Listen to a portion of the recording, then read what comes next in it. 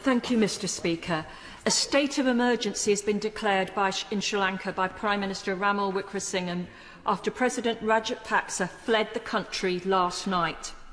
This follows weeks of protests on the island, with inflation running at more than 50%, rocketing the price of everyday goods. The health system is on the verge of collapse due to lack of medicine. There is no fuel for essential transport services and medical vehicles. There have been power cuts, school closures, and we woke this morning to protesters overtaking the Prime Minister's office, tear gas fired by police, a curfew imposed on the capital, and the national TV broadcast suspended. This is a crisis in democracy, decades in the making.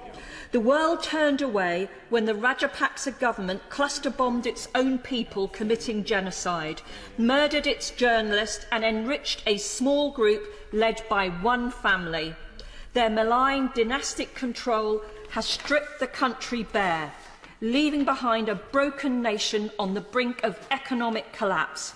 Sri Lanka is unable to buy essential goods from abroad and, for the first time in its history, failed to make a payment on its foreign debt, a consequence of swinging populist tax cuts at the time of economic instability.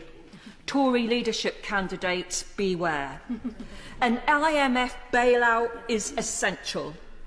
But does the Minister agree with me that any financial assistance must go hand in hand with democratic and human rights reforms, particularly for the Tamil community, who continue to fight for truth, justice and accountability as a result of the human rights abuses perpetrated at the end of the civil war by the outgoing Rajapaksa regime?